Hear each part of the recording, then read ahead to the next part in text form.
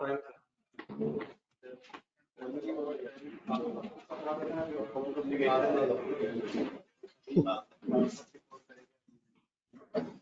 दो सिनेरियो से कर ली 8.1 की वर्किंग शुरू थोड़ा आपको बात होगा।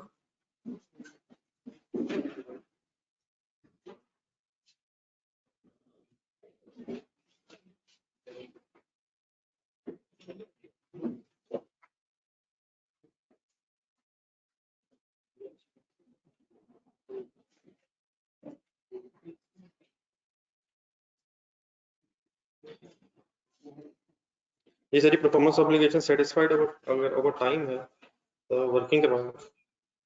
पेज नंबर 56 पार्ट बी शुरू हो जाए।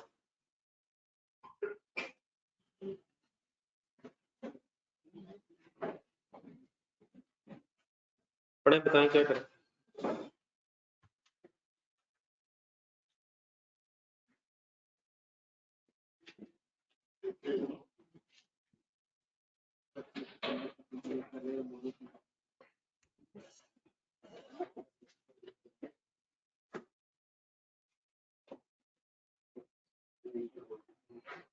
जी वर्किंग करवाएं।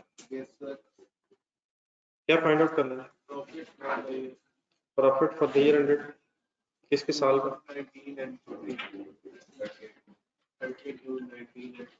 Profit for the year ended 30th June 19। Online students इकट्ठे हो गए ना प्लीज।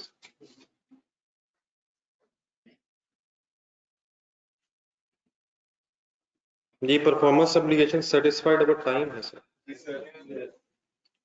इस साल के एंड पे खड़े हैं। प्रॉफिट नहीं कमा रहे हैं सर।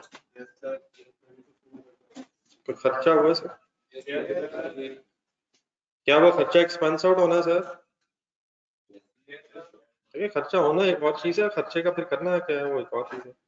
अगर आप बिल्डिंग बना रहे हैं बनी नहीं है खर्चा हुआ होगा तो एक्सपेंस आउट कर देंगे, कैपिटलाइज करेंगे। खर्चा हुआ सर कितना? 26 मिलियन हुआ सर लास्ट मंथ। क्या करें सर सीरियस हो रहा है क्या इस 26 मिलियन को एक्सपेंस आउट होना?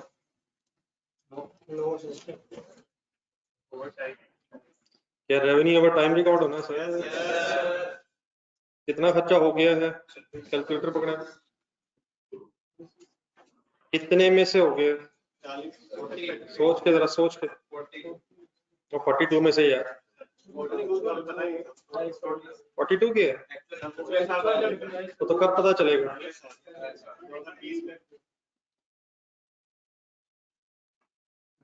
हमारा ख्याल क्या था 30 जून 2019 तक जब हम 19 एंड पे खड़े थे हमारा क्या ख्याल था कि कितने में से कितना खर्चा होगा?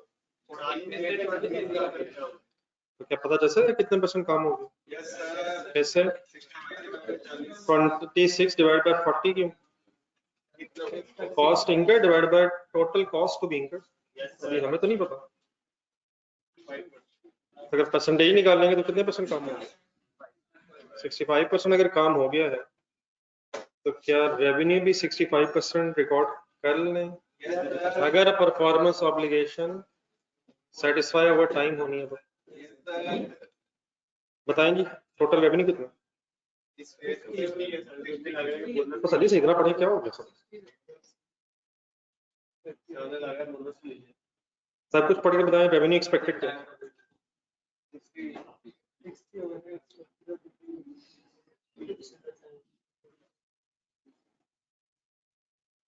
30 जून 19 पे आप खड़े हैं। 50 मिलियन आपका रेवेन्यू है लेकिन 10 मिलियन बोनस भी है अगर बिल्डिंग 31 दिसंबर 19 तक कंप्लीट हो गई, उससे पहले कंप्लीट हो गई। क्या एक्सपेक्ट कर रहे थे आप? क्या करें सर? 50 + 10 multiplied by 65%। किसको बेस बना के आपने क्या कैलकुलेट किया? अगर ओवर टाइम काम हो रहा है, performance obligation over time satisfy हो रही है तो जितना कॉस्ट की परसेंटेज इंकर हो गई है उसको फिर बेस बना के आप रेवेन्यू भी रिकॉर्ड कर रहे हैं। पिछला पेज देखें, ये तो सिर्फ 10 नया आया शायद, वो कल टीएमएल को दिखा रहा था मैं। पॉइंट नंबर 2 इसका आंसर ढूंढना इसका। रजिस्टर में गए।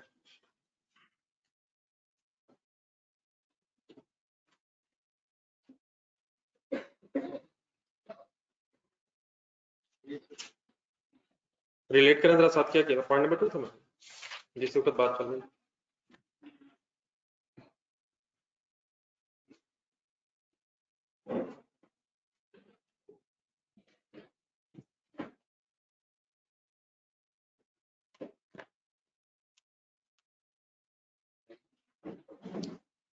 ऐसे किया था सर, वो भी performance obligation over time satisfy हो रही थी। चले आजे पॉइंट पे। रेवेन्यू हो गया 39। क्या इस रेवेन्यू के साथ कुछ एक्सपेंस मैच करें? अब सर ये जो 26 मिलियन इंकर हुआ ना, ये अब कॉस्ट ऑफ सेल है। जिसका भी आपने देखा है पीएमएल में, जो 15 मिलियन इंकर होने का मतलब है खर्चा तो हो गया, लेकिन क्या उसे एज एन एसेट रखें या उससे एक्सपेंस आउट करें? तो जब आप रेवेन्यू रिकॉर्ड करेंगे तब उसे मैच होना चाहिए। तब ये कॉस्ट ऑफ रेवेन्यू है या कॉस्ट ऑफ सेल, इसे अगर कहना तो कॉस्ट ऑफ सेल कह सकते हैं। मतलब कितना खर्चा हुआ तो कितना रेवेन्यू अर्न हुआ, ये सिंपल ये है, ये सिंपल ये है। जिसका कॉस्ट ऑफ सेल और सेल का आपस में क्या रिलेशनशिप होता है? जो चीजें बेची हैं उनकी सेल प्राइस, जो चीजें बेची हैं उनकी कॉस्ट प्राइस। तो कितनी कॉस्ट इंकर करके कितना रेवेन्यू अर्न हुआ है, तो देयरफॉर 13 मिलियन प्रॉफिट अर्न हुआ है। मैचिंग प्रिंसिपल है। Any confusion? लिखे सर।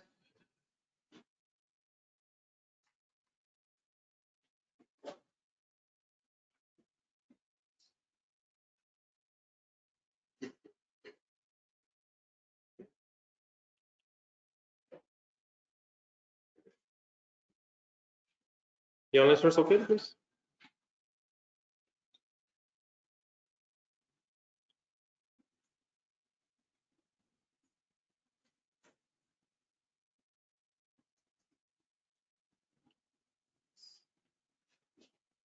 June 2020 से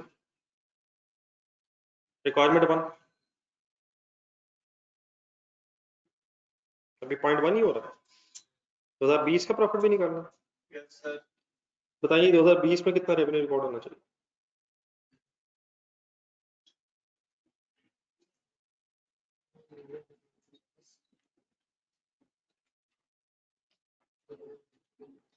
कर दें हिम्मत से।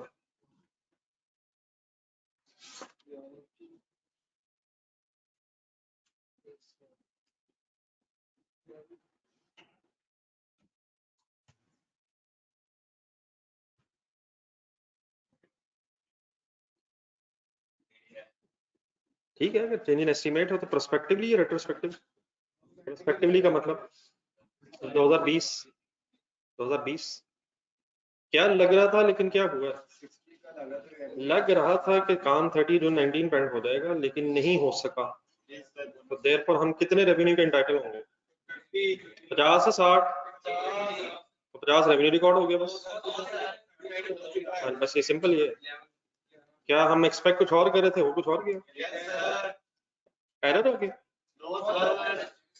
क्या करें फिर? अब हमारा रेवेन्यू 50 है ओवरऑल, 39 आप रिकॉर्ड कर चुके हैं, 11 रेवेन्यू रिकॉर्ड हो। पिछले साल को ठीक नहीं करेंगे डॉक्टर? तो तब कर दें जब एरर हो जाए। तो ये उस वक्त की इंफॉर्मेशन के मुताबिक जो हमें लग रहा था हमारा ट्रीटमेंट ठीक है, प्रोस्पेक्टिवली ट्रीटमेंट कर रहे हैं, जिस ईयर में पता चला। Any confusion in this level?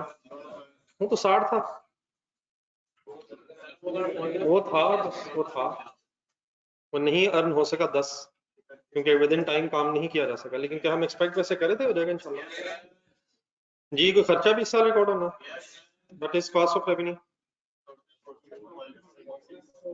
42 total खर्चा हो गया है, काम कंप्लीट है और 26 रिकॉर्ड हो गया हुआ 16। अब एस्टिमेट चेंज होने की वजह से कुछ पिछला फैक्ट आ रहा है आगे, इसलिए शायद आपको कुछ लॉस नजर आ रहा है। ओवरऑल वैसे देखें प्रॉफिट है लॉस है ओवरऑल? कितना? 8 का ओवरऑल बना है। कैसे? 50 - 42, हमने भी शायद उतना ही रिकॉर्ड किया, लेकिन 2 डिफरेंट ईयर्स इनके अलग-अलग बहस थी। ठीक है सर, तो प्लीज ये जो भी हुआ है ये किस बेसिस पे हुआ, चेंज इन एस्टिमेट्स हुए बीच में।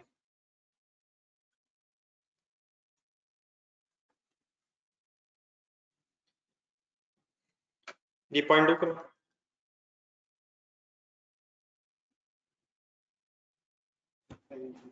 ये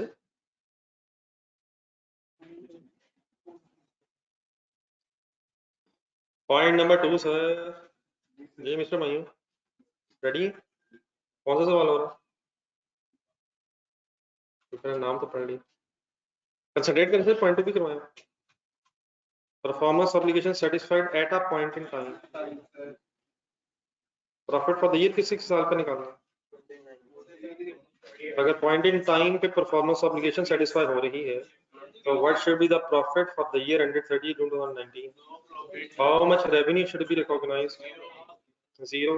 How much cost of revenue should be recognized? और जाने दे 26 यार, ये वर्क इन प्रोसेस है सर 26। अब ये 26 एसेट हमारा, इसका फ्यूचर बेनिफिट मिलना, अभी इसे एक्सपेंस आउट नहीं किया। इंकर हो गया वैसे, लेकिन कहाँ पड़ा होगा ये पीछे पेज पे जाना। ये जो टीएमएल में 26 पड़ा 15 पड़ा हुआ था ना, ये सही पड़ा हुआ था अगर performance obligation eight a point in time satisfy होनी होती है, लेकिन क्योंकि वो performance obligation over time satisfy हो रही है, तो इसलिए वो फिर एक्सपेंस रिकॉर्ड होगा।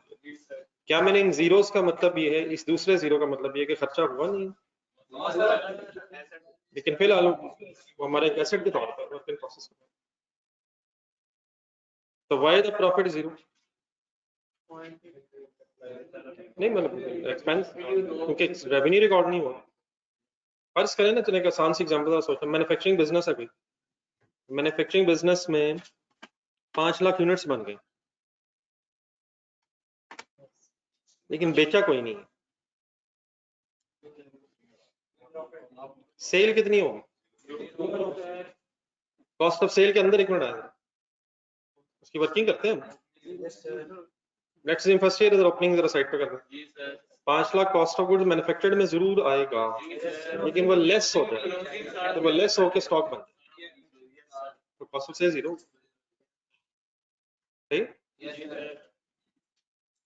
तो कब वो एक्सपेंस आउट होगा 5 लाख? तो चीजें बेचेंगे उस वक्त रेवेन्यू रिकॉर्ड करेंगे, फिर कॉस्ट ऑफ सेल भी रिकॉर्ड करेंगे। मैचिंग प्रिंसिपल से। Profit for the next year से, प्रॉफिट फॉर द ईयर 30 जून 2020 कैसे? How much? 60 यार, अब हमने को एस्टिमेट किया ही नहीं, एक्चुअल सिचुएशन आ गई, पॉइंट इन टाइम पे एक्चुअल पता चल गया, एस्टिमेशन का कोई बहस नहीं है। कॉस्ट ऑफ रेवेन्यू कितना होना चाहिए? 42। इसका मतलब ये हुआ कि रेवेन्यू को ओवर टाइम ही रिकॉर्ड करना चाहिए, फिर प्रॉफिट आता है।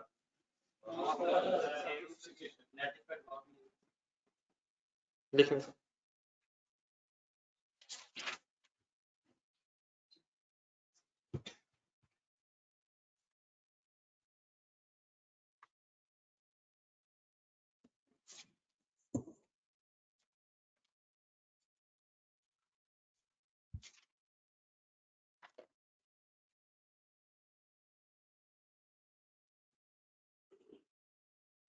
अच्छा, मेरा ख्याल ये था कि शायद आप इन दिनों में कुछ ना कुछ कंसोलिडेशन कर रहे हैं, लेकिन मुझे लग रहा है कि बस वही हो रहा जो नहीं होना चाहिए।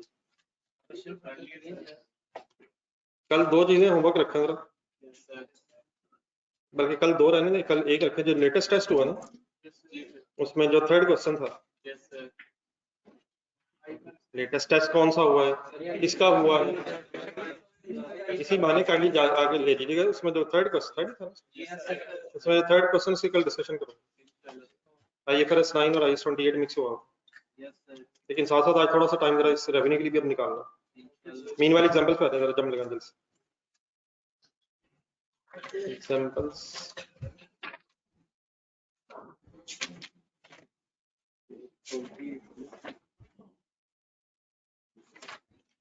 एग्जांपल नंबर 3 ढूंढना जरा। पेज नंबर एग्जांपल नंबर 364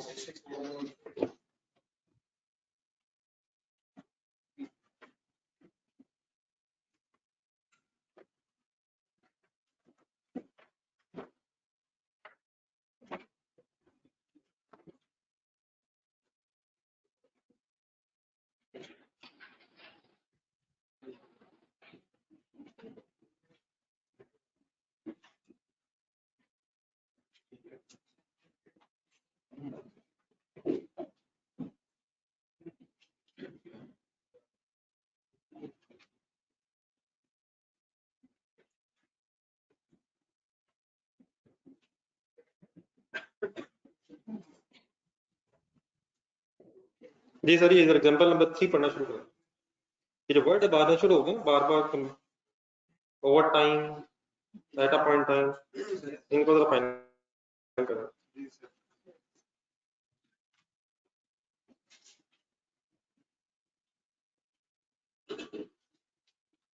ये page number 64 example number 3, assessing whether a performance obligation is satisfied at a point in time or over time. An entity is developing a multi-unit residential complex.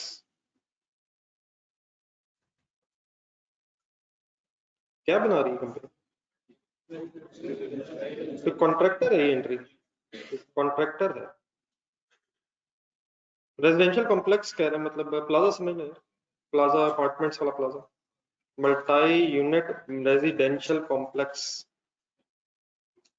बहुत से apartments, multi unit बहुत से units, residential complex.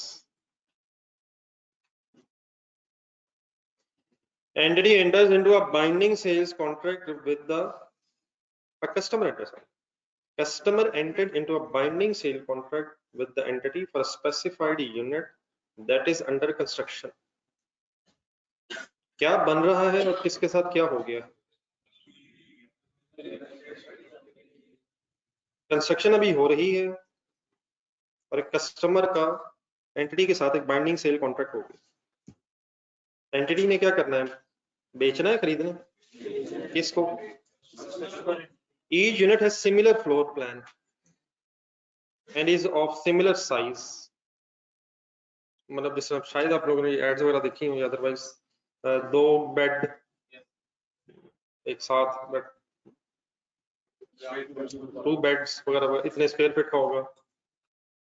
तो कहते हैं each unit has similar floor plan, मतलब एक जैसा है शायद, and is of similar size but other attributes of the unit are different.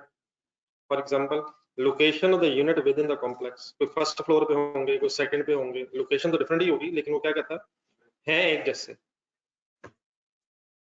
Location समझ गए? तो फर्स्ट फ्लोर को सेकंड फ्लोर, अब सेकंड फ्लोर पे किस जगह, लदे ही होंगे। अब 2 केसेस हैं इसमें, 3 है बल्कि शायद। A case, entity does not have an enforceable right to payment for performance completed to date. Entity कौन है? Does not have an enforceable right to payment for performance completed to date. क्या मतलब, जरा आगे पढ़े थोड़ा सा। The customer pays a deposit upon entering the contract, and the deposit is refundable only if the entity fails to complete the construction of the unit in accordance with the contract. तो cash मिले, लेकिन क्या वो cash refundable हो सकता? तब अगर हम कंस्ट्रक्शन कंप्लीट नहीं करें उस स्पेसिफिकेशन के मुताबिक जो हमने एग्री की। The remainder of the contract price is payable on the completion of the contract when the customer obtains physical possession of the unit. Let's say 20% deposit शुरू में दे दिए, तो बाकी 80% कब देना? जब कस्टमर को फिजिकल पोजेशन मिल जाएगी। If customer defaults on the contract before completion of the unit, that entity has only the right to retain the deposit. क्या मतलब? कस्टमर ने कॉन्ट्रैक्ट कर लिया, लेकिन अगर कस्टमर गायब हो गया और कंप्लीट अभी यूनिट नहीं हुआ, तो हमारा एज एन एंटिटी सिर्फ ये राइट होगा कि बस डिपॉजिट हमारा है। लेकिन अगर काम ज्यादा सारा कंप्लीट हो गया, तब भी हमारा राइट सिर्फ ये कि फिलहाल डिपॉजिट ही मिलेगा, बाकी पैसे तो कब मिलने थे, जब इसने कंप्लीट होना था। और अगर कस्टमर ने डिफॉल्ट किया, वो आया ही ना, तो सिर्फ हम डिपॉजिट रखने का राइट रखते हैं। At contract inception, entity determines whether the promise to construct and transfer the unit to the customer is a performance obligation satisfied over time. अब ये क्या शुरू में डिसाइड करना पड़ा करेगा कि हमारी परफॉर्मेंस ऑब्लिगेशन साथ साथ ट्रांसफर हो रही है या eight a point in time transfer होगी? नहीं, मतलब ये इस वक्त क्या हो गया, क्या कॉन्ट्रैक्ट का स्टार्ट है और एंटिटी डिटरमिन कर रही है कि क्या हमारा ये जो promise to construct and transfer the unit है, इसमें हमारी परफॉर्मेंस ऑब्लिगेशन साथ साथ ट्रांसफर होगी, साथ साथ सेटिस्फाई होगी, सॉरी, या एक ही दफा तब कंप्लीटली सेटिस्फाई होगी जब हमने यूनिट देना है। ये भी फैसला हुआ नहीं, ये फैसला किया जाता है। पढ़े जरा दोबारा पहली दो लाइन। ये जो क्वेश्चन आता है ना, इसमें इंग्लिश बड़ी टफ होती है, ये पढ़ के तो दो लाइन से क्या मीनिंग है।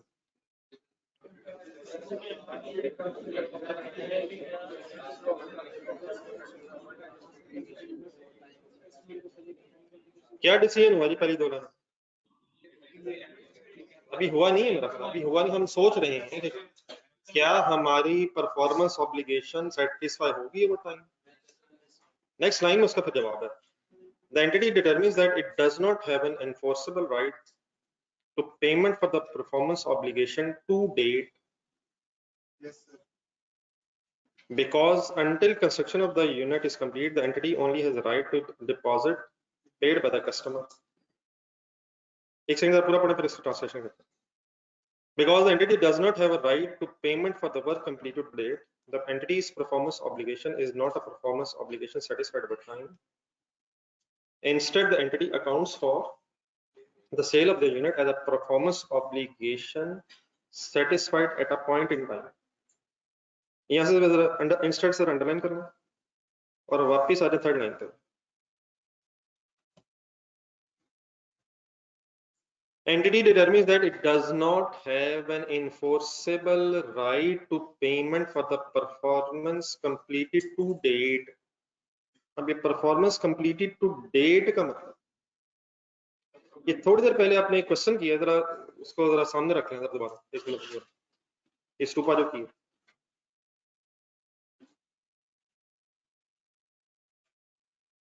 30th June performance obligation satisfied over time की बात हो रही है फर्स्ट सिनेरियो।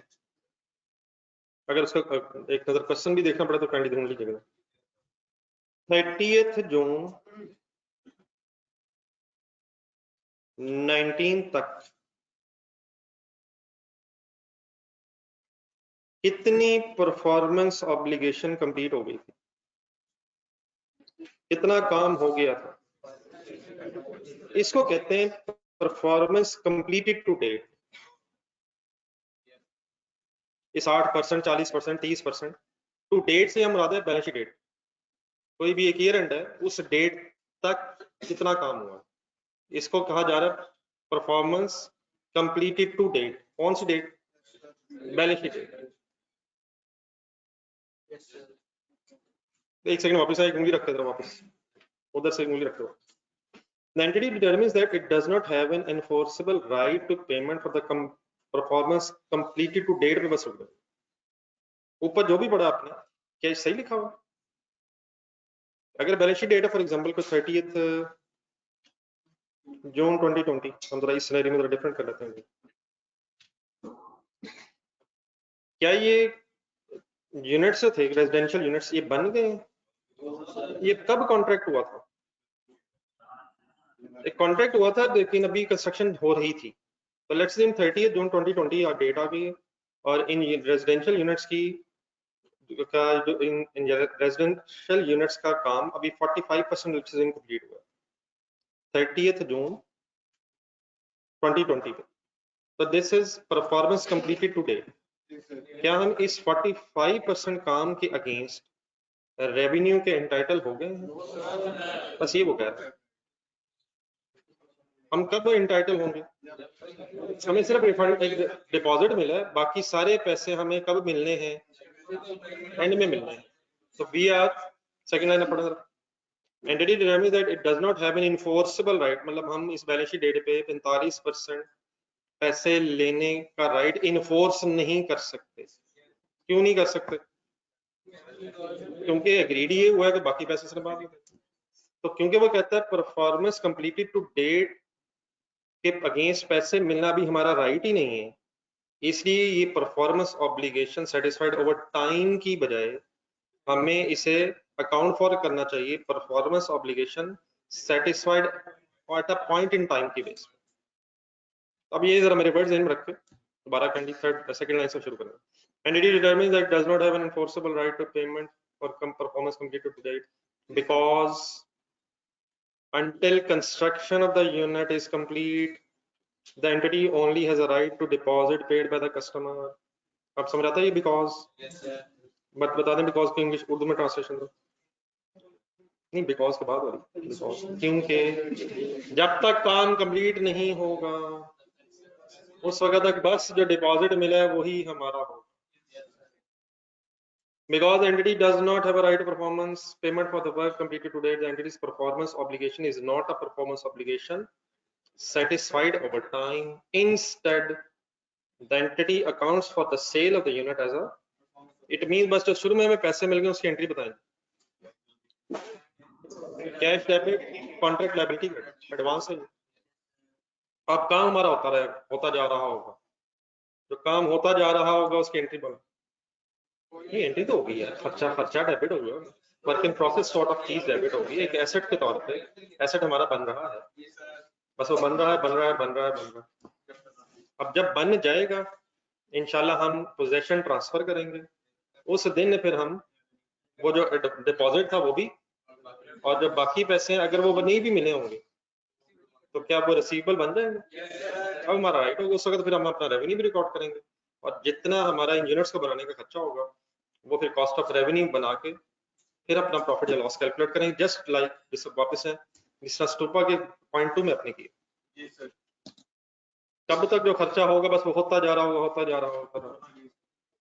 जब तक कंप्लीट नहीं होगी, तो उसे हम एज एन एसेट रखेंगे, work in process sort of चीज, और एक ही दफा उसे एक्सपेंस आउट तब करेंगे जब at that point in time, in this example, जब physical possession of the unit transfer. ठीक है, पहले मैंने आपको इसका पॉइंट 1 इसलिए दिखाया कि performance obligation satisfied over time में अगर साथ साथ करना होता तो हम परसेंटेज की बेस पे वर्किंग करते हैं, लेकिन यहाँ कंक्लूड ये हुआ कि performance obligation satisfied over time की सिचुएशन नहीं है। इंस्टेड वाली लाइन जरा इंग्लिश में देख के पढ़ना, एंड में इंग्लिश इंस्टेड है।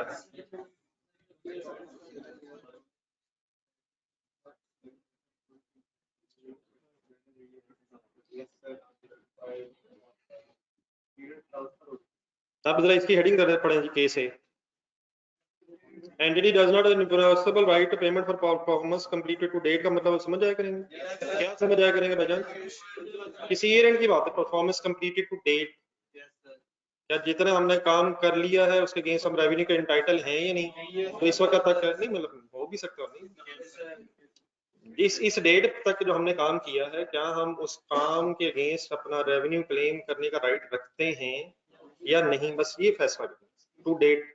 अगर रखते हैं तो फिर आप अपने परफॉर्मेंस ऑब्लिगेशन को सेटिस्फाइड ओवर टाइम कंसीडर करके साथ साथ रेवेन्यू करेंगे, रिकॉर्ड करेंगे। और अगर आप नहीं रखते हैं और आपका रेवेन्यू तभी अर्न होना है जब आपकी परफॉर्मेंस ऑब्लिगेशन कंप्लीट होनी है, तो फिर आप एट दैट पॉइंट अपना रेवेन्यू रिकॉर्ड करें। आ जाए एक और अंग्रेजी में चैलेंज, केस बी। लेकिन अब जरा केस बी की जो हेडिंग है ये शायद आप मुझे ट्रांसलेट जरूर कर सकते हैं, दे सकते हैं। Entity has the enforceable right to payment for performance obligation completed to date. ये अंग्रेजी पढ़े।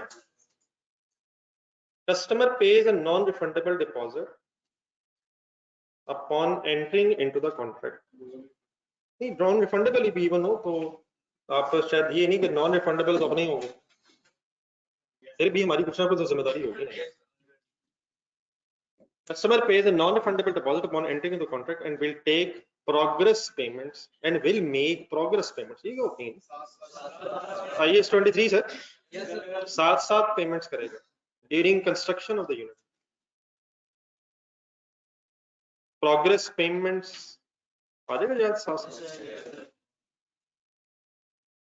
The contract has a substantive terms. Has substantive terms. The contract has substantive terms. Material terms. Significant terms. That precludes a glove, sir. उसका meaning bracket में लिखा हुआ, लेकिन इस word को ऐसे याद रखें, that precludes the entity from being able to direct the unit to another customer. Agreement में क्या लिखा हुआ कि ये जो बन रहा है यूनिट, ये किसी और कस्टमर की तरफ डायरेक्ट हो जाएगा, उसकी रिस्ट्रिक्शन। ये बस किसके लिए बन रहा है? जो specific customer. In addition, the customer does not have the right to terminate the contract unless the entity fails to perform as promised. क्या मतलब? कस्टमर इस कॉन्ट्रैक्ट को कैंसिल भी नहीं कर सकता, हाँ, अनलेस हम ही यूनिट बना के पूरा ना दें, अनलेस हमने ही यूनिट कंप्लीट ना किया हो। तो कौन क्या नहीं रखता अनलेस क्या हो जाए?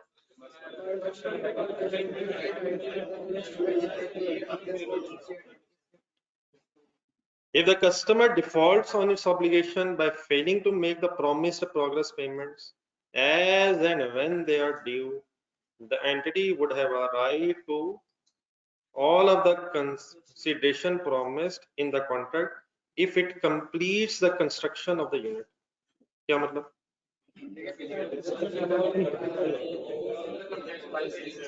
अगर कस्टमर डिफॉल्ट करेगा और फेल हो जाएगा साथ पैसे देने में, जैसे जैसे उन्होंने ड्यू होना है, एंटिटी का फिर भी ये राइट है कि उसे सारी कंसिडरेशन जो प्रॉमिस हुए मिले, हाँ, अगर वो construction of the unit complete करे।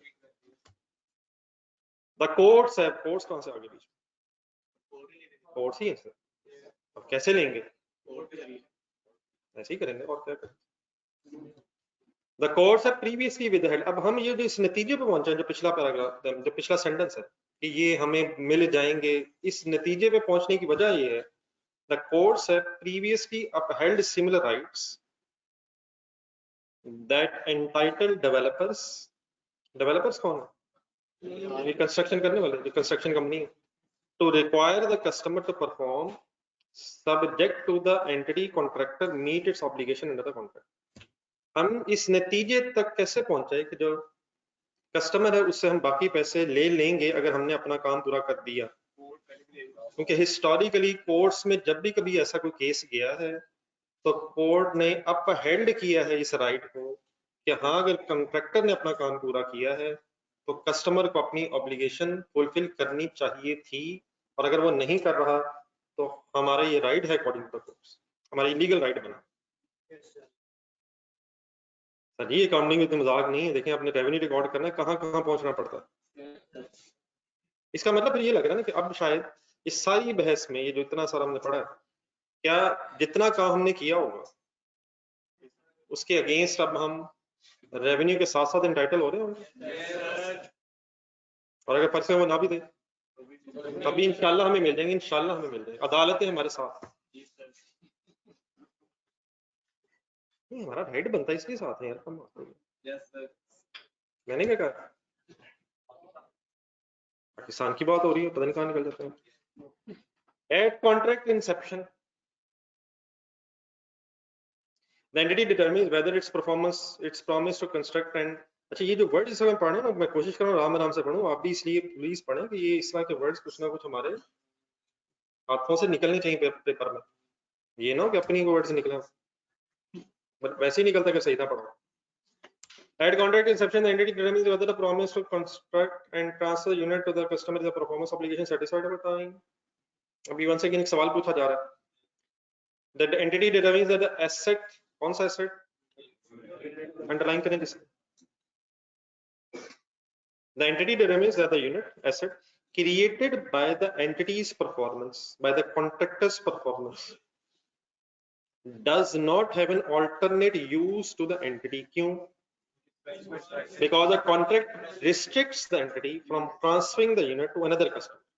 हम बना ही किसके लिए रहे हैं? The entity also has a right to payment for performance completed to date. ये क्या होती है to date? जितना काम हो गया उसके हम उसका राइट भी रखते हैं. This is because, ये क्यों है जी? This is because if the customer were to default on the obligation, the entity would have an enforceable right of all the consideration promised under the contract if it continues to perform as promised as per the previous court decisions. क्या हम काम का साथ साथ हम जितना काम करते रहेंगे उसका साथ साथ जितने पैसे बनते होंगे उसका राइट रखते होंगे? Yes, sir. Therefore, the terms of the contract and the practices in the legal jurisdiction indicate that there is a right to payment for performance completed to date. Consequently, the entity has a performance obligation that is satisfied over time to recognize revenue for that performance obligation satisfied over time. The entity measures the progress towards complete satisfaction of performance obligation by using any of the relevant input and output methods. Input output methods छोड़ के बताइए आखिरी sentence में उसने क्या कहा? क्या अब रेवेन्यू ने साथ साथ रिकॉर्ड होना? अब बिल्कुल एक सेकंड दोबारा सुपर 65% काम हुआ था कि उतना रेवेन्यू रिकॉर्ड हुआ? सिनेरियो 1 में हुआ सर. तो यहाँ वो लास्ट लाइंस में ये करता है तो recognise revenue for that performance obligation satisfied over time the entity measures its progress. अब ये कैसे पता चलाएं कि कितने परसेंट काम हो गए? उसका एक तरीका हमने सूपा में पढ़ा हुआ है, जरा वो ढूंढ के 26 और 40 का नाम बताएं क्या है? जरा आंसर दें. Cost incurred to date divided by total cost to be incurred. ये एक तरीका है अपनी परफॉर्मेंस को मेजर करने का, अपनी परफॉर्मेंस की प्रोग्रेस मेजर करने का एक तरीका है based on cost incurred to date divide by total cost to be incurred. लेकिन ये एक मेथड नहीं है, ये दो मेथड्स नहीं है. पेज नंबर 18 पे है.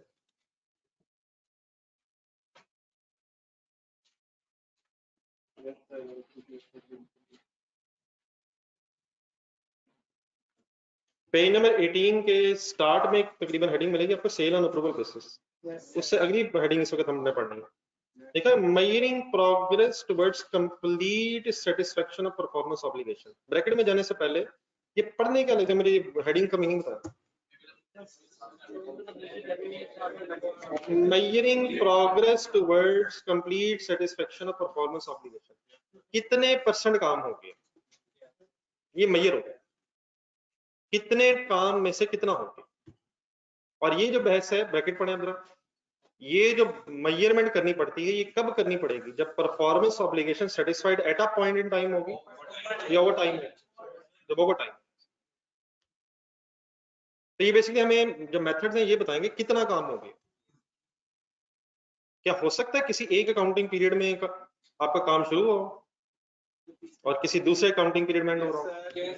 तो जब ईयर एंड आएगा तो आपको कैसे पता चलेगा कि कितने परसेंट काम हो गए? ये हम पढ़ने लगे, ये हम पढ़ने लगे. उनमें से एक हमने तरीका पढ़ा हुआ है कि कॉस्ट को बेस बनाना. लेकिन असल में there are two main types of methods, input methods and output methods.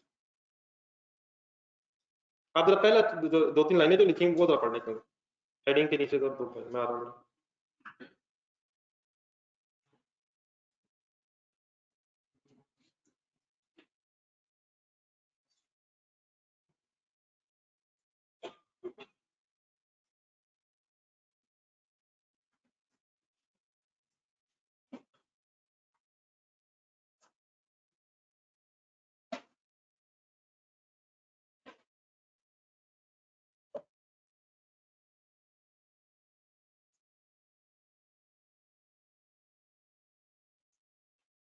Entity shall recognise revenue over time by measuring the progress towards complete satisfaction of that performance obligation. सबसे पहले आपको ये clear होना चाहिए ये क्या बात हो रही है, और नंबर 2 ये किस कॉन्टेक्स्ट में हो रही है।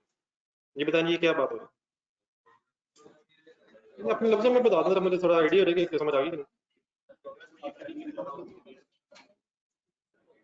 कितने परसेंट काम हो गए ये फाइंड आउट होगा, और ये बहस किस वक्त रेलेवेंट है, performance obligation over time satisfy हो गई।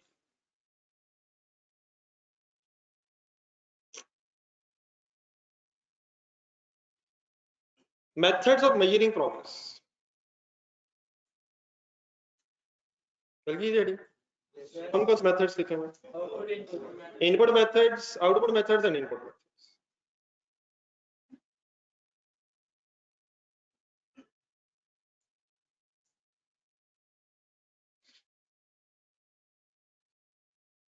अब जो input output method, input output word आपने कॉस्ट वगैरह में सुना हुआ है, वो ठीक है शायद हेल्प कर देगा, लेकिन वो ज्यादा भी उस तरफ निकल जाएगा।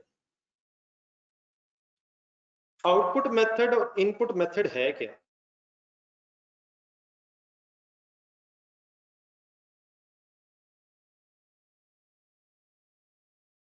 इसकी हेडिंग, मतलब इस हेडिंग इन वर्ड्स का मीनिंग क्या है? पढ़िए पहला sentence, these methods recognize revenue of direct measurement of the value to customer। देखिए एक आप है सेलर, एक है कस्टमर, ऐसे ही।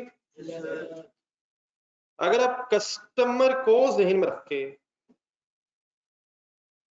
फाइंड आउट कर रहे हैं कि कितने परसेंट काम हुए,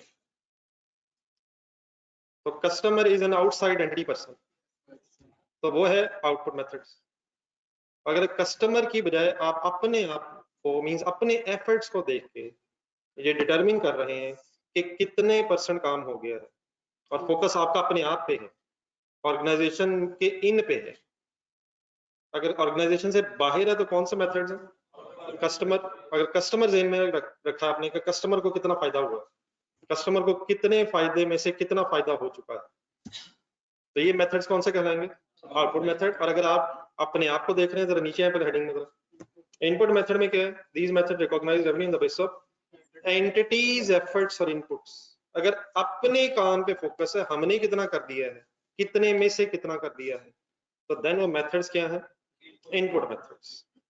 तो what is the difference between the words of input and output methods?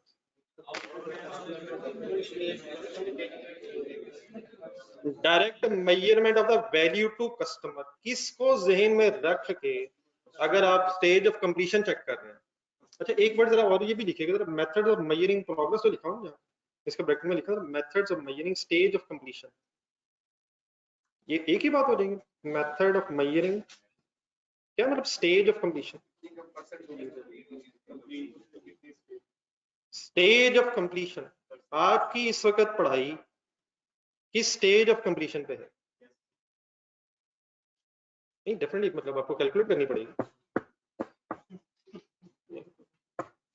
मतलब वही बात है, कितने परसेंट काम में से कितने परसेंट काम आपने कर लिया है, ये स्टेज ऑफ कंप्लीशन, और यही मेजरिंग प्रोग्रेस। बहरहाल ये जो इस वक्त लिखा हुआ है आपके सामने, ये कोई ऐसे रट्टे की जरूरत तो नहीं है, ये मतलब सब कुछ जहां भी है लग चुका, आपको पैराग्राफ नंबर्स आ रहे होंगे, लेकिन इसका कॉन्सेप्ट बारा जरूर होना चाहिए। तो जरा डिफरेंशिएशन जो मैंने की आपके सामने समझ आ गई प्लीज? क्या है जी output methods and input methods?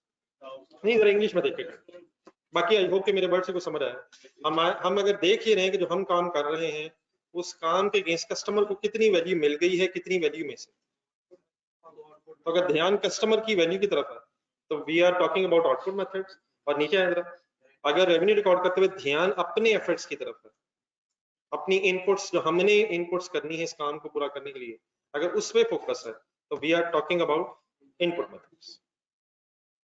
ठीक है, बाकी अब आ जाए नामों पर।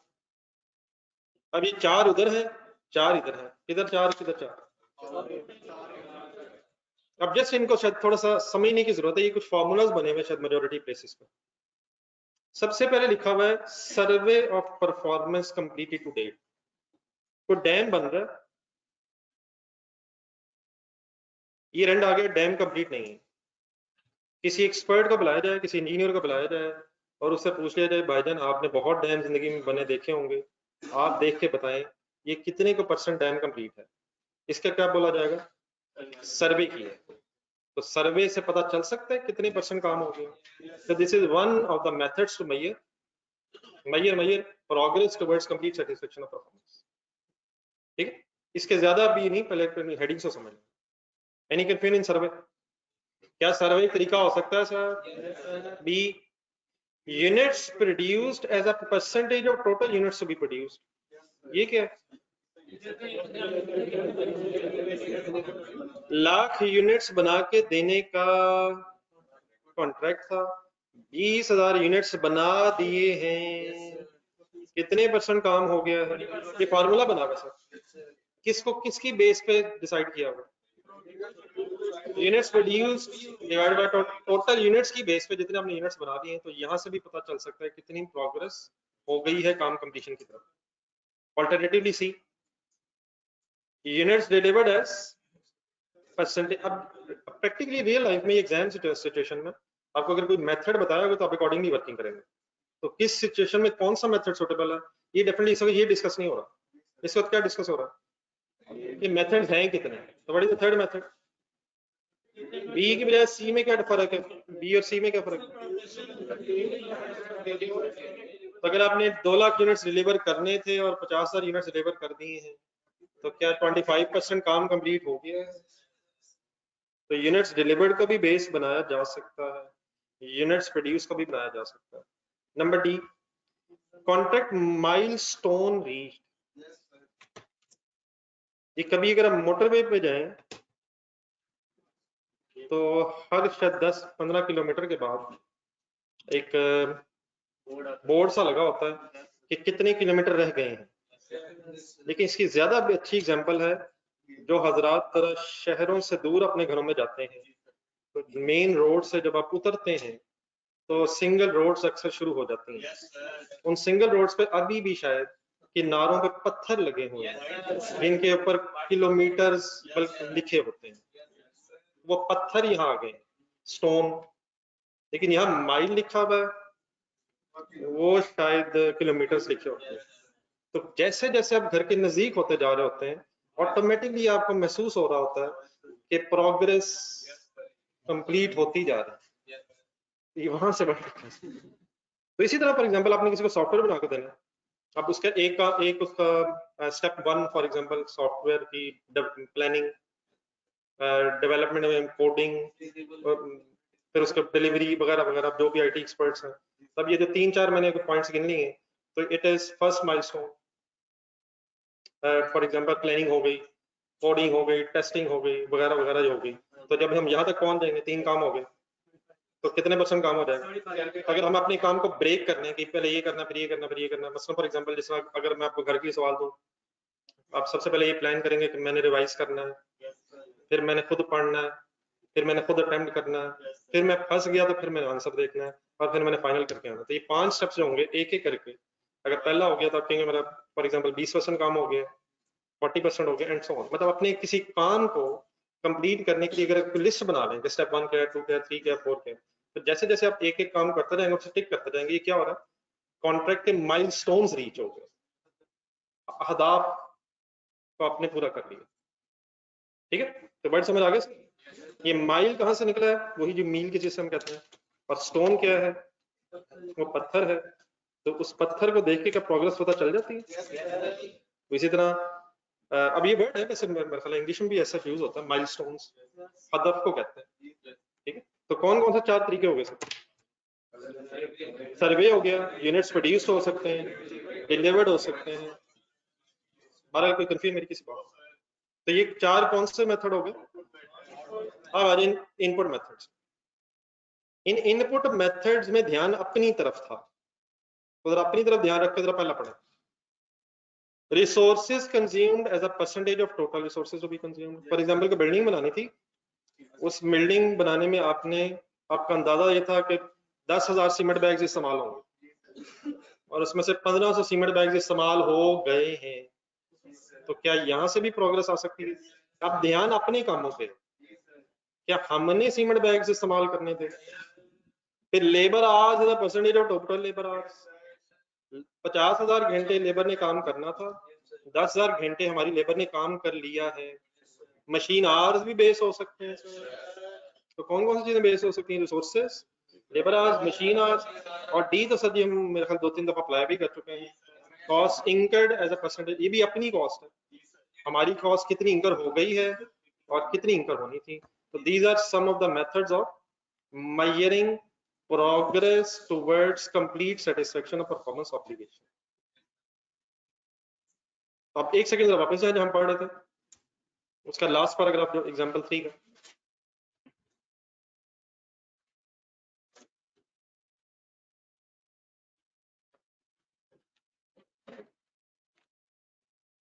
लास्ट पैराग्राफ एग्जांपल 3 देख के जरा काइंडली रिवाइज करके फाइनल करना होगा।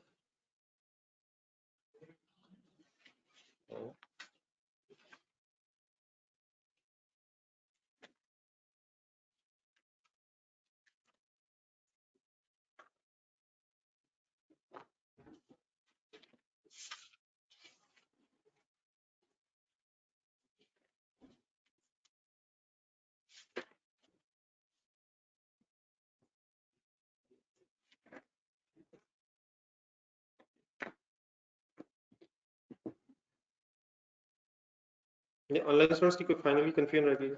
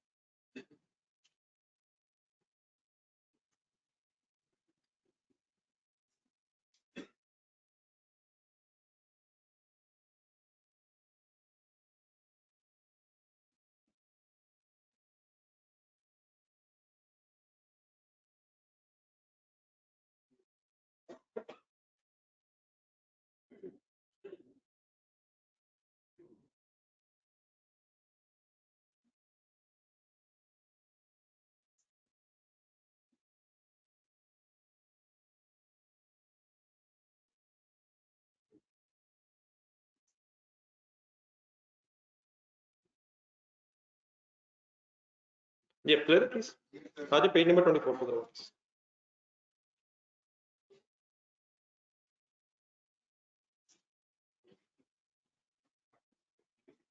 पेज नंबर 24 कॉन्ट्रैक्ट कॉस्ट पढ़ी थी हमने, एक नजर रिवाइज करेंगे पेज नंबर 24 के एंड से, एग्जांपल जो नेक्स्ट पेज पे जा रही है।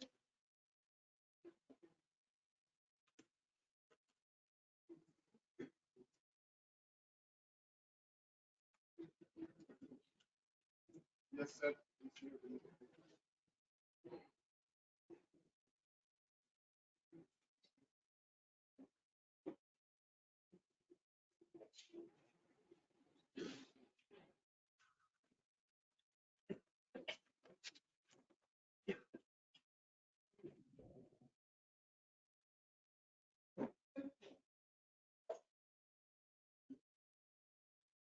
क्या ट्रीटमेंट होता है incremental cost of obtaining the contract?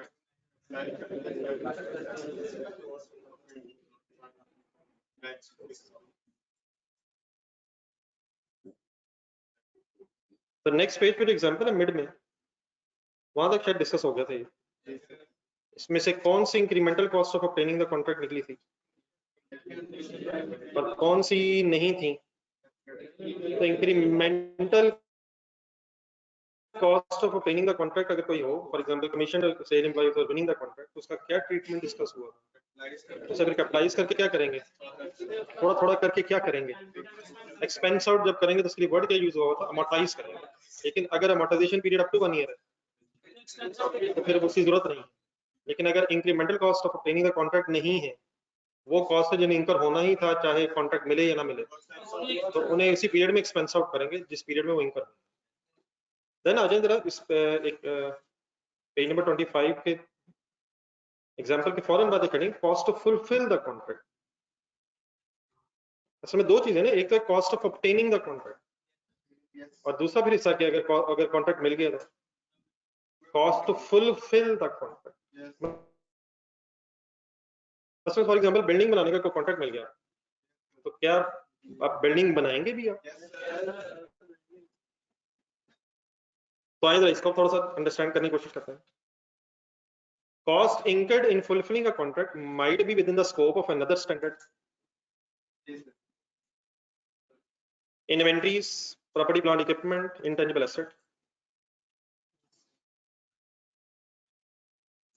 If this is not the case, देखिए अगर फॉर एग्जांपल आपने कोई क्रेन ली है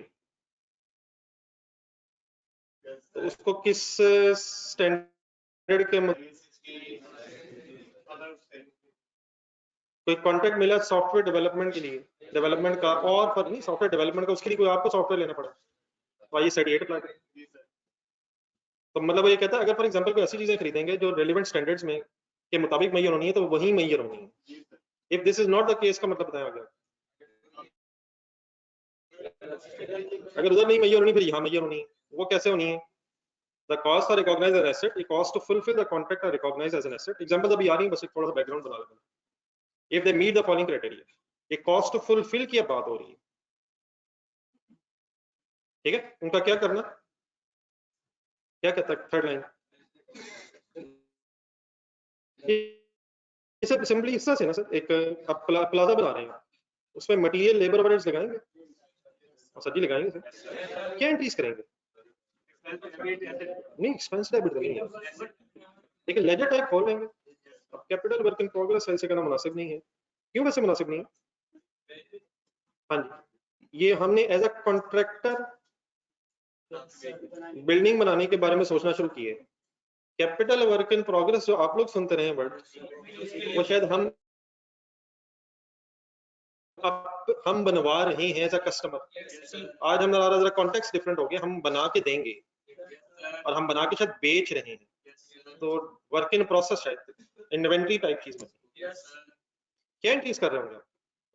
मटेरियल इस्तेमाल हुआ तो ये डेबिट होता जा रहा होगा, एक्सपेंस आउट होता जा रहा होगा, ये एक एसेट बनता जा रहा होगा. तो वही वो कह रहा है, the cost are recognised as asset. लेकिन कब? फिर एक 3 पॉइंट्स दिए हुए जो शायद लॉजिकल है.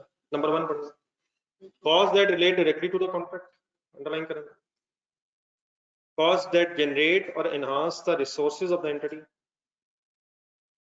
अब सीमेंट लगा रहे हैं, ईंटें लगा रहे हैं वगैरह वगैरह, क्या कोई रिसोर्स एनहांस हो रहा है? आहिस्ता आहिस्ता आहिस्ता एक एक फ्लोर, 2 फ्लोर, गेम ऑन है. एंड नंबर 3 क्या हो गया जी? नंबर 1 2 नहीं, नंबर 1 2 डायरेक्टली रिलेटेड हो, कॉस्ट इंकर होने से जनरेशन ऑफ रिसोर्सेज हो रही हो, और and cost are expected to be recovered. अगर ये उम्मीद ना हो कि पैसे रिकवर होंगे, फॉर एग्जांपल मेरे लिए बना रहे हैं आप, तो फिर आप एक्सपेंस डेबिट कर रहे हो, loss debit, cement credit, loss debit, सरिया क्रेडिट वगैरह वगैरह. नहीं मतलब एक रेसिस्टेंस लिखा है उस वक्त, तो ये सब्सिक्वेंटली बैड डेट्स होते हैं, मैंने पहले ही बताया था. क्या उस वक्त ये उम्मीद होती है कि इंशाल्लाह पैसे मिल जाएंगे? अगर ना मिले, अगर उसी वक्त उम्मीद ना हो, तो फिर आप कोई एसेट नहीं बना रहे, तो फिर आप अपना साथ जाती है. असूल ना बनाए, लेकिन अगर फिर भी बनाना पड़ रहा, तो क्या की बजाय फिर क्या डेबिट करें? तो एसेट आप कब डेबिट कर सकते हैं? जरा 3 में इसमें मेन वर्ड्स बोलना जरा कैसे हैं. Number 1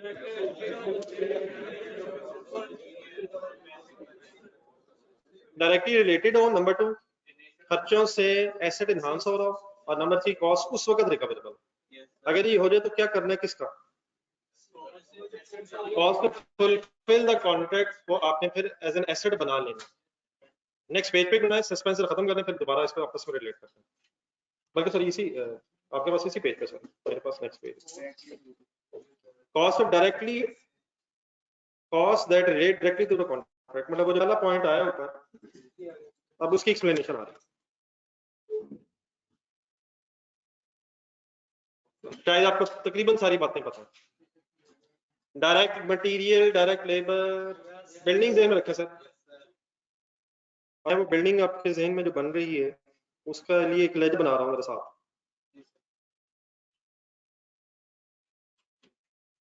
work in process debit, material credit कर दूं, असल में ये वो मटेरियल होगी जो इस्तेमाल हो गए, बाकी तो सीमेंट बैग्स अभी पड़े हैं, जैसे जैसे होंगे। जब सीमेंट बैग्स खरीदे होंगे तो एंट्री के मटेरियल सॉर्ट होता है ना, मटेरियल वो मटेरियल है, फिर लग गया तो शायद इधर, वरना वो इन्वेंट्री के तौर पर पड़ा होगा अभी मटेरियल। लेबर का खर्चा हुआ, लेबर फैक्ट्री पे, ठीक है सर। हाँ जी, थर्ड में आप ढूंढना, सॉरी वन में दो इकट्ठे हो गए, कौन कौन सी चीजें होगी? वो मजदूरों का खर्चा sir, direct labour. Allocation of costs that relate directly to the contract or contract activities, bracket पढ़ना। अब प्लाजा को जेब में रखने बड़ा सा, उसमें बहुत से एम्प्लॉइज बेचारे काम कर रहे होंगे, तो उनको फिर डेली बेसिस पे आप उनकी वेजेस देके घर भेजते होंगे।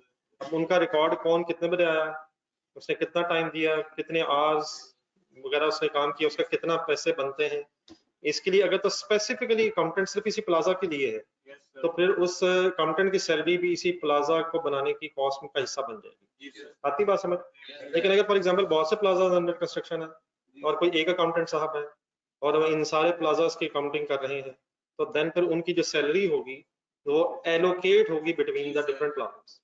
तो अब ये ज़हन में रखकर जरा सेंटेंस पढ़ना, एलोकेशन वर्ड कब इस्तेमाल होगा?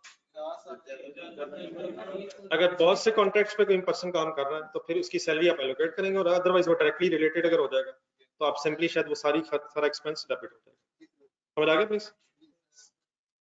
ठीक है sir. Number 3 sir, cost that are explicitly chargeable to the customer.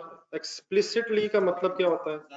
जाहिरी तौर पे मतलब क्या है? आपने फॉर एग्जांपल अपने कॉन्ट्रैक्ट के साथ कस्टमर के साथ जब कॉन्ट्रैक्ट किया था तो उसमें एग्रीमेंट में लिखवा लिया था कि जो डिजाइनिंग कॉस्ट वगैरह भी फॉर एग्जांपल होगी वो भी हम आप ही को चार्ज करके आपसे रिकवर करेंगे। तो उस केस में फिर जो डिजाइनिंग कॉस्ट है वो भी हमारी कॉस्ट का पार्ट बन जाएगी, और फिर इसको तब एक्सपेंस आउट करेंगे जब हम इसके अगेंस्ट परफॉर्मेंस ऑब्लिगेशन सेटिस्फाई होते हुए रेवेन्यू रिकॉर्ड करें। तो इसकी जरा ब्रैकेट भी पढ़ लीजिएगा, पॉइंट नंबर 3।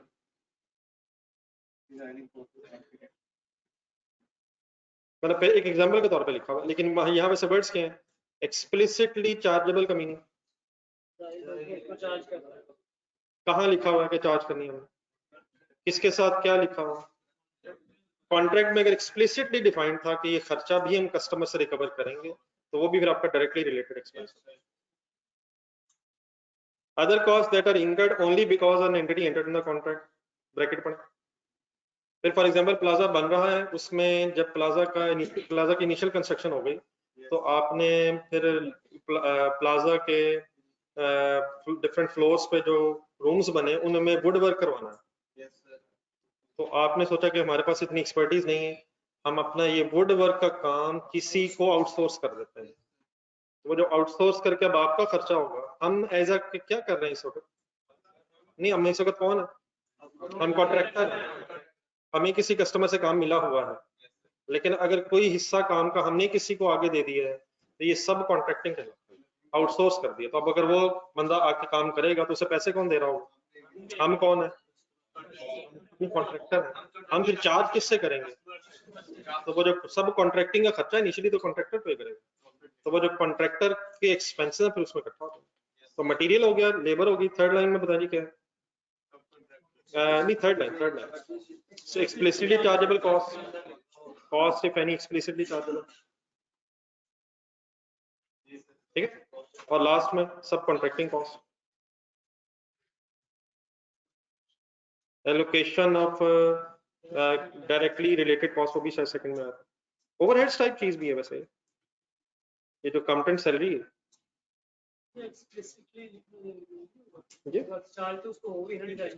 नहीं, देखिए ये तो अंडरस्टूड सी एक बात है ना कि मटेरियल, लेबर, अकाउंटेंट सैलरीज ये तो खर्चे होने ही हैं, लेकिन हो सकता है कॉन्ट्रैक्ट में किसी में लिखा हो कि डिजाइनिंग कॉस्ट जो भी है वो कॉन्ट्रैक्टर की जिम्मेदारी होगी। तो एक एग्जांपल के तौर पर अगर फॉर एग्जांपल ये अंडरस्टूड बात है तो जरूरी नहीं है लिखना, लेकिन अगर खास तौर पे कोई लिखा हुआ है, इसके अलावा कुछ लिखा हुआ है कि ये वाले जो खर्चे हैं, फॉर एग्जांपल हेड ऑफिस के जो खर्चे हैं उनका भी 10% हम आपको चार्ज करेंगे, तो मतलब कुछ भी अगर जाहिरी तौर पे लिखा हुआ इनके अलावा, तो जो जाहिरी तौर पे लिखा है वो तो फिर आप कस्टमर से रिकवर कर रहे होंगे, और अगर इम्प्लॉयडली लिखा हुआ तो आप कर ही रहे हैं। जैसे मटेरियल लेबर तो अंडरस्टूड बात होगी कि ये तो खर्चे होने ही है। तो मटेरियल लेबर सेकंड पॉइंट में क्या है ढूंढने के लफ्ज? Allocation of expenses. Expenses fourth में क्या था, बल्कि सॉरी थर्ड में क्या, थर्ड में एक्सप्लिसिटली चार्जेबल एक्सपेंसेस, और लास्ट में नहीं सब कॉन्ट्रैक्टर मेरा एग्जांपल है, जरा थोड़ी सी लाइन की बाहर बाहर वाली क्या है, अदर कॉस्ट जो इसलिए इंकर हुई है क्योंकि आपने कॉन्ट्रैक्ट किया है, उसकी एक एग्जांपल के तौर पर बैठ मिलता है।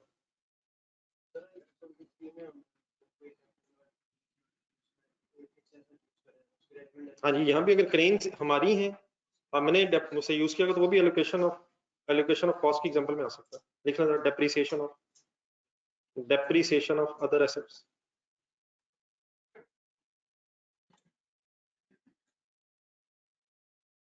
ये छोटी सी जरा अगर लेजर फॉर्म में स्टोरी लिख लो, बन जाएगी, पेज के नीचे बन जाएगी। मैंने इसे सिर्फ वर्क इन प्रोसेस क्यों कहा, मतलब इन सॉर्ट ऑफ इन्वेंट्री है, प्लाजा इन्वेंट्री। कोई हाउसिंग सोसाइटी अगर आप बना रहे हैं, इसमें जो घर बना के देने हैं आपने, घर बना के बेचने हैं, तो वो IS2 टाइप चीज है।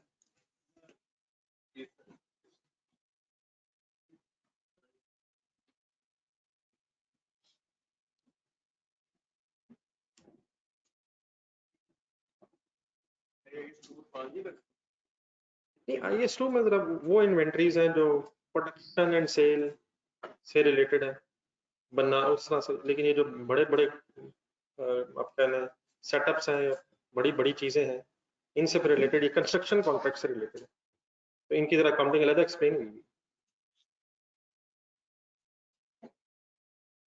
वहां तो cost of goods manufactured statement बन जाती है ना ऐसे, यहाँ भी शायद वही हो रहा है, लेकिन यहाँ ये शायद काम एक साल से ज्यादा अरसे में चला जाएगा, इसलिए शायद इसकी performance obligation to date over time इस तरह की कोई बहस बीच में हुई भी। तो एक मिनट थोड़ी सी बात शायद और कंप्लीट हो जाए तो। वैसे तो ये IS16 में भी ऐसे ही, अगर कोई आप अपने लिए प्लाजा बना रहे हैं, उसमें भी मटेरियल बराबर है, लेकिन वो फिर IS16 के एंगल से, अगर आप अपने लिए बना के इस्तेमाल करना, अगर आप इसको उस तरफ देखेंगे जो बनवा रहा है, तो वो उसके लिए जो भी वो पैसे दे रहा है, पैसे कौन देगा वैसे, कस्टमर कॉन्ट्रैक्टर को दे देगा, वो कस्टमर भी उसकी एंट्री क्या कर रहा होगा, वो भी अपना कैपिटल वर्क इन प्रोग्रेस कर रहा होगा, और अगर वो पैसे देने के लिए उसने कोई लोन शोन लिया हुआ तो वो बोरिंग कॉस्ट। तो ये शायद कॉन्टेक्स्ट चेंज हुआ हुआ, कस्टमर की बजाय कम कॉन्ट्रैक्टर के एंगल से बात कर। तो ये चार जो चीजें हमने पढ़ी, ये क्या है बेसिकली, इसके हेडिंग देख के बताना। ये डायरेक्टली एट्रीब्यूटेबल कॉस्ट की एग्जांपल्स हैं जो कैपिटलाइज हो जाएंगी, cost to fulfil the contract है। लेकिन तीन चीजें नेक्स्ट पेज पे अंदर ऐसी लिखी हुई हैं, must be recognised as an expense when incurred. अब ये उसी तरह तकरीबन है जैसा IS16 वगैरह में आपने पढ़ा होगा। तो रखें हाथ में पेन, बताएं इसमें नंबर 1 एडमन एक्सपेंसेस, ब्रैकेट में जाए जो आप अभी बात कर रहे थे, unless explicitly chargeable to customer, in that case फिर ये ऐड हो जाएंगे। आम हालात में एडमन एक्सपेंसेस वर्ड सुन के आपके जहन में क्या आता है, और वही आना चाहिए, अनलेस ब्रैकेट में जाए क्या लिखा मिल जाए, cost of wasted material, labor and other resources to fulfill the contract that are not included in the price of the contract। एक होती नॉर्मल वेस्टेज, नॉर्मल वेस्टेज की तो बहस नहीं है, यहाँ जो वेस्टेज की बातें हुई हैं ये अब नॉर्मल वेस्टेज है। खुदा ना खासा सीमेंट बैग्स कोई ले गया, एंट्री बोला वर्क इन प्रोसेस वाली बहस सुनी ना, बेचारे बिल्डिंग में तो नहीं लगा हुआ। एम्प्लॉइज ने हड़ताल कर दी, नहीं एम्प्लॉइज ने हड़ताल कर दी, हमने कहा कोई नहीं, हम नए एम्प्लॉइज ढूंढ लेंगे, हमें बड़ी कोशिश की मिला कोई नहीं, हमने कहा प्लीज आ जाओ, उन्होंने कहा ठीक है हम पैसे लेंगे उन दिनों के जिन दिनों में हम आए नहीं। तो एंट्री बोला ठीक है, उनका बस चलेगा तो दी, मतलब काम हुआ नहीं और अगर पैसे दे रहे हैं आप तो वो भी wasted resources of labour. Generator का ऑयल पड़ा था, लीकेज हो गई, कंस्ट्रक्शन हो रही थी, लीकेज हो गई, तो जो लीकेज से ज्यादा हो गया वो भी नॉर्मल वेस्टेज की एग्जांपल बोली। वेस्टेड मटेरियल समझ आता है, लेबर किसी वजह से काम हुआ नहीं लेकिन आपने पैसे दिए, तो जो रिसोर्सेज वेस्ट हुए नॉर्मल वेस्टेज ब्रैकेट में लिखना रहेगा। या कोई भी और रिसोर्स अगर वेस्ट हो गया जो होना नहीं चाहिए था, अब नॉर्मल क्या होता है वैसे? हाँ जी, जो एक्सपेक्टेड नहीं था लेकिन हो गया, एक खर्चा जो नहीं होना चाहिए था लेकिन, एक लॉस जो नहीं होना चाहिए था लेकिन हो गया, तो ऐसा लॉस इसकी कोई एंट्री पता? अब नॉर्मल लॉस प्रॉफिट लॉस हो जाए तो कैपिटलाइज नहीं हो। ठीक है, ठीक है सर। थर्ड जो लिखा हुआ है उसको समझने के लिए बोर्ड को देखा।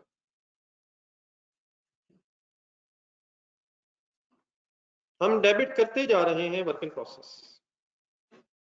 ये ऑनलाइन स्टूडेंट्स के साथ है, और ऑनलाइन स्टूडेंट्स आज बड़ी खामोशी है, या मेरी तरफ से खामोशी? हम डेबिट करते जा रहे थे material, labour, other expenses. Let's assume इनका सम जो है वो है 100 मिलियन। ईयर एंड आ गया, 100 मिलियन सीडी बन गया। अभी ये काम कंप्लीट हुआ नहीं है, लेकिन फॉर एग्जांपल एक प्लाजा था जिसके 3 फ्लोर्स कंप्लीट हैं, 10 टोटल थे, और हमारा कॉन्ट्रैक्ट ये है कि हम जैसे जैसे फ्लोर्स कंप्लीट होते रहेंगे उसका कंट्रोल कस्टमर को ट्रांसफर करते रहेंगे, और हम उसके रेवेन्यू पे साथ साथ ओवर टाइम इंटाइटल होते जाएंगे। What is 100 million cost income to date? Suppose ये 3 प्लाजास की है, और लेट्स अज्यूम 10 टोटल है, और 2 फुली कंप्लीट है, एक तीसरा जो है अभी बन रहा है, और 7 अभी शुरू होने हैं। थोड़ी सी मतलब वेरिएशन और क्रिएट कर देंगे। 100 मिलियन कितने प्लाजास का खर्चा? 2 पूरे हो गए इस खर्चे से, और जो थर्ड है वो अभी बन रहा है, और 7 तो अभी शुरू नहीं हुए। हमारा एग्रीमेंट ये है कि जितने फ्लोर्स कंप्लीट हो जाएंगे उनको हम साथ साथ हैंडओवर करते जाएंगे कस्टमर को, और देयरफॉर हमारी परफॉर्मेंस ऑब्लिगेशन सेटिस्फाई हो जाएगी। आप बताएं क्या ये सारा 100 मिलियन क्लोजिंग बैलेंस के तौर पे होना चाहिए? इसमें से क्या होना चाहिए? तो लेट्स इन उन 2 पे 80 मिलियन कॉस्ट आ गई, इसकी कोई एंट्री बताएं। बिल्कुल ठीक है, रेवेन्यू लेकिन डेबिट ना करें। अब हमेशा इन चीजों में 2 चीजें ध्यान में लाया करें। नंबर 1, क्या अब रेवेन्यू रिकॉर्ड होना, क्या कॉस्ट के बराबर होना, सेल प्राइस के बराबर होना। तो एक एंट्री होगी receivable debit and revenue credit of to floors, वो अलग बहस है, वो कितने से होगी, वो तो सेल प्राइस पे होगी। हाँ, क्या साथ ही उस एंट्री के ये 80 कॉस्ट ऑफ रेवेन्यू बनेगा, कॉस्ट ऑफ सेल बनेगा? क्या एंट्री हो जाएगी इसकी? क्या ये जो कॉस्ट ऑफ सेल टाइप चीज है, ये कॉस्ट ऑफ रेवेन्यू अगर मैं लिखूं सर, क्या ये फिर अब प्रॉफिट एंड लॉस में एज एन एक्सपेंस जा रहा है? जो सेटिस्फाइड परफॉर्मेंस ऑब्लिगेशन से रिलेटेड खर्चा होगा वो भी हमेशा फिर एक्सपेंस आउट होना है। सेटिस्फाइड परफॉर्मेंस ऑब्लिगेशन या अनसेटिस्फाइड? अनसेटिस्फाइड या सेटिस्फाइड? सेटिस्फाइड परफॉर्मेंस ऑब्लिगेशन के खर्चे भी प्रॉफिट एंड लॉस में जाएंगे। लेकिन जो बाकी 20 मिलियन बचता है ये क्या है? नहीं, ये क्या है, ये क्या है? ये अनसेटिस्फाइड परफॉर्मेंस ऑब्लिगेशन से रिलेटेड अमाउंट है जो फिर ब्रॉड डाउन बन जाएगी, फिर इसमें फर्दर खर्चे जमा होंगे, और फिर जैसे जैसे परफॉर्मेंस ऑब्लिगेशन, अच्छा मैं यहाँ क्या जिम कर रहा हूँ, performance obligation over a period of time, over a period of time अगर होनी है तो परफॉर्मेंस ऑब्लिगेशन जितनी सेटिस्फाई होती जाएगी उससे रिलेटेड अमाउंट एक्सपेंस आउट हो जाएगी। और अगर परफॉर्मेंस ऑब्लिगेशन एक ही दफा सेटिस्फाइड होना है तो फिर उस वक्त ये सारी अमाउंट प्रॉफिट लॉस है। अब इससे पहले कि आप ये बनाने की कोशिश करें, पहले जब थर्ड लाइन पढ़ें,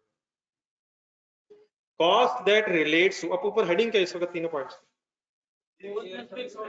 ये खर्चे एक्सपेंस आउट होने चाहिए। थर्ड पढ़े इसे ध्यान में रखें, कौन से खर्चे एक्सपेंस आउट होने चाहिए? Cost that relates to satisfied performance obligation. ठीक हो गया? और पार्शली का मतलब वही है जिसमें मैंने शायद पूरा प्लाजा, एक तो है ना पूरा प्लाजा ही सेटिस्फाई हो गया, एक है 2, 10 में से 2, एक बन रहा है। समटाइम पार्शली सेटिस्फाइड भी हो सकते हैं, पूरा प्लाजा में से 2 फ्लोर अभी पूरी तो नहीं परफॉर्मेंस ऑब्लिगेशन सेटिस्फाइड, उसकी कुछ परसेंटेज सेटिस्फाई हुई। ठीक है? और इन अदर वर्ड्स एक और एंगल लास्ट ब्रैकेट पढ़ना, cost that relates to past performance या फ्यूचर परफॉर्मेंस। ऐसी पास्ट परफॉर्मेंस जिसके अगेंस्ट आपकी परफॉर्मेंस ऑब्लिगेशन सेटिस्फाई हो गई है। बहरहाल मेन वर्ड्स क्या थे? Cost that relate to satisfied performance obligations को कहाँ जाना है, कब तक कैपिटलाइज होते रहना है? जब तक परफॉर्मेंस ऑब्लिगेशन अभी सेटिस्फेक्शन तक नहीं गई तो खर्चा कैपिटलाइज होता जा रहा है, कॉस्ट टू फुलफिल। लेकिन उस कॉस्ट टू फुलफिल में से जितनी परफॉर्मेंस ऑब्लिगेशन सेटिस्फाई हो गई थी वो कॉस्ट फिर प्रॉफिट एंड लॉस में एज एन एक्सपेंस रिकॉर्ड हो जाएगी। मैं खाली जरा बना लें छोटा सा लेजर रिपोर्ट में।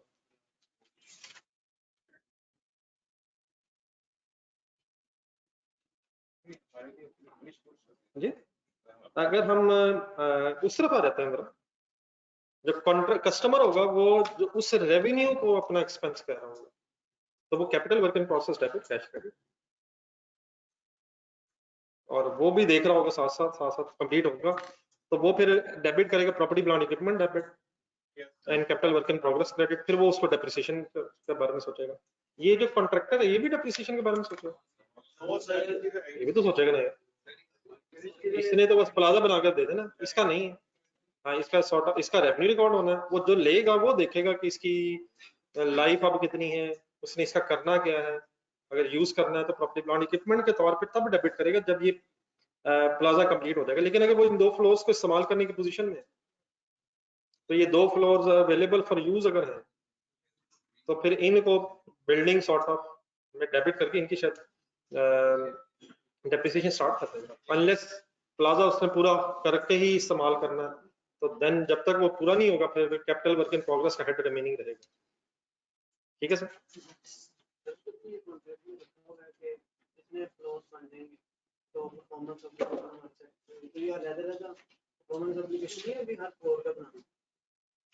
नहीं अगर फॉर एग्जांपल पूरा प्लाजा दे रहा था आपने और साथ साथ एग्रीमेंट में ये लिखा हुआ था कि प्लाजा वाइज आप हैंडओवर करते रहेंगे तो काम तो खैर पूरा ही हो रहा है, लेकिन आप फ्लोर वाइज रेवेन्यू इसलिए रिकॉर्ड कर लेंगे क्योंकि आपका कंट्रोल शायद साथ साथ ट्रांसफर होगा, इसलिए over time unless pointed time. दोनों सिचुएशन हो सकते हैं, मैंने तो एक एग्जांपल बनाते हुए इस तरह की बात की। अगर फॉर एग्जांपल ये 2 फ्लोर्स बन भी गए हैं लेकिन इनका भी कंट्रोल अगर ट्रांसफर नहीं है तो मेरा ख्याल ये 100 मिलियन एज इट इज अभी सीडी में होना चाहिए। ठीक, इसके नीचे एग्जांपल 24 खुद से पढ़ेंगे। एग्जांपल 24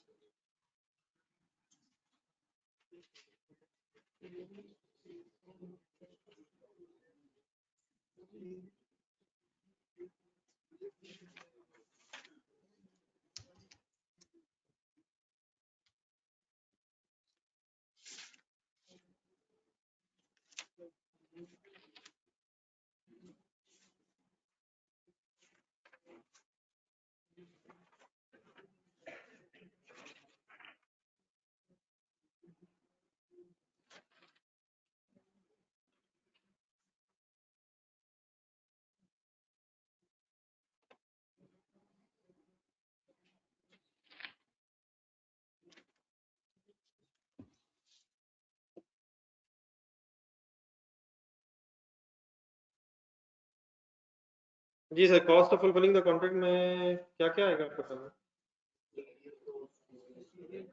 कितना कितनी 4 लाख पूरा ही आएगा? आसान से एग्जांपल है, देखेंगे ना 640 में से क्या निकल जाएगा तो 320 600 land preparation approval design allocated depreciation जो भी आप बात कर रहे थे कितने मंथ्स की? 2 महीनों की क्यों? जब प्रोजेक्ट में इस्तेमाल हुआ, और जनरल एडमिन क्यों नहीं? क्योंकि उसके लिए हमें स्पेसिफिकली नहीं बताया हुआ कि वो एक्सप्लिसिटली चार्जेबल है या नहीं। If there is no information then simply recognise as an expense. ठीक है एग्जांपल जो ऑनलाइन स्टूडेंट्स।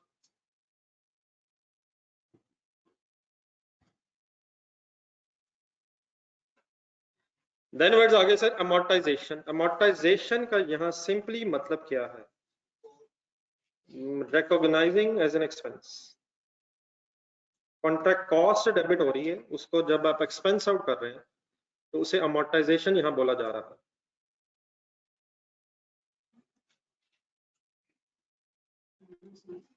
डेफिनेटली IAS 38 में भी यही लफ्ज है अमोर्टाइजेशन, ठीक है क्या? ये टोटल गलत है, चलो टोटल कर लेते हैं, 13-25 टोटल ठीक है। अमोर्टाइजेशन से मुराद क्या है सर? रिकॉग्नाइजिंग है नहीं, मतलब ठीक है, लेकिन अमोर्टाइजेशन उस तरफ ना निकल जाएगा वो IAS 38 simply expense out. Contract asset debit हो ना, बोले entry contract asset debit cash credit, बाद में इसे एक्सपेंस आउट करना, उसका अमोर्टाइजेशन निकालो। The asset for contract cost must be amortized on a systematic basis consistent with the transfer to the customer of the goods and services। बताएं जी, ये जो contract asset debit हो जाएगा, इसे किसके साथ एक्सपेंस आउट करना?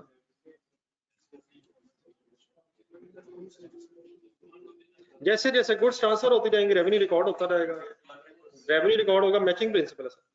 लाख रुपए आपने कॉन्ट्रैक्ट एसेट के नाम से डेबिट कर लिए, वो लाख रुपया एक्सपेंस आउट कब करेंगे? जब उस कॉन्ट्रैक्ट एसेट के अगेंस्ट अपनी performance obligation by transferring the goods and services satisfy कर रहे होंगे आप, तो उन अरसों में आप फिर इस 1 लाख को एक्सपेंस आउट करेंगे। अब अगर आपको लग रहा है कि वो 3-4 साल है, तो अकॉर्डिंगली 3-4 सालों में, अगर एक ही साल में, तो फिर एक साल में भी अमोर्टाइजेशन पॉसिबल है। If the contract period is up to 1 year, up to 1, the amortisation must be updated. Estimate change भी हो सकते हैं सर, और सर जी हो सकते हैं सर, तो फिर चेंज इन एस्टिमेट के तौर पे एज पर IAS 8 उसका ट्रीटमेंट करेंगे। तो एक थ्योरेटिकल सी चीज है, लेकिन शायद थोड़ा सा आइडिया होना चाहिए। अब आ रही है impairment loss. Impairment loss word कभी आपने सुना था? वो जो आपने वर्ड सुना है, वो आपने सुना है प्रॉपर्टी प्लांट इक्विपमेंट या इंटेंजिबल एसेट्स के साथ?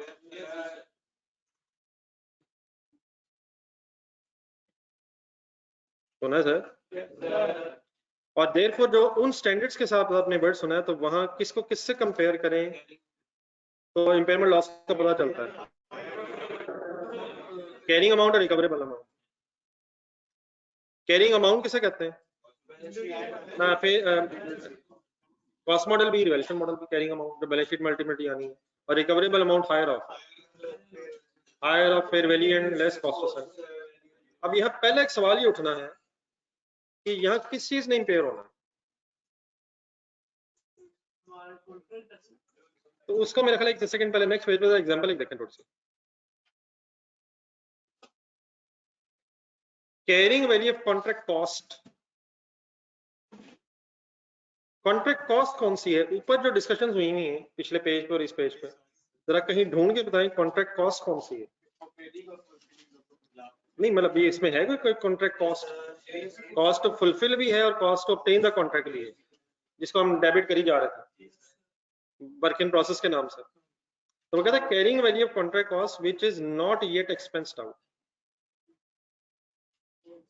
क्या ये अमाउंट जो 10,000 है, फॉर एग्जांपल एक आसान सी फिगर दी हुई है, ये 10,000 आपको स्टेटमेंट ऑफ फाइनेंशियल पोजीशन में इस वक्त नजर आ रहा है, ये स्टेटमेंट ऑफ प्रॉफिट लॉस में?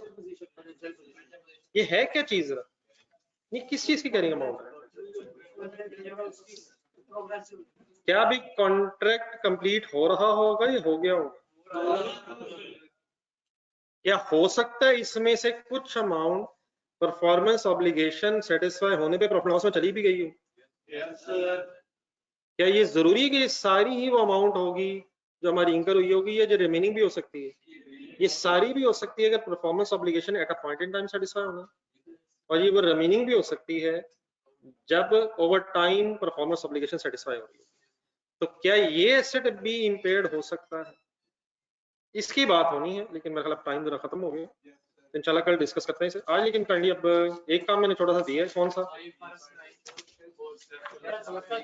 तो वो तो मेरी बात आपने बड़े ध्यान से सुन ली है। छोटा सा काम एक और करें जरा, ये जो एग्जाम्पल्स हुई हैं इनको मेरा ख्याल है कुछ अब कम से कम आज रिवाइज कर लें नई एग्जाम्पल से पहले। नहीं 20 भी नहीं उन एग्जाम्पल से पहले ये करना है। एक सेकंड बताता हूँ। चलिए आज ज्यादा काम लेने थे, पेज नंबर 51 पे ये जो सेटलमेंट डिस्काउंट नहीं बनी, सेटलमेंट डिस्काउंट सर वहां से लेके पेज 55 तक बसा। उसकी एक रीडिंग है और ये मीर एक सवाल किया था, बस इसको रिवाइज करना, लेकिन काइंडली दोनों चीजें आप सीरियस लें, सही तरह फिनिशिंग टच दें चीजों को।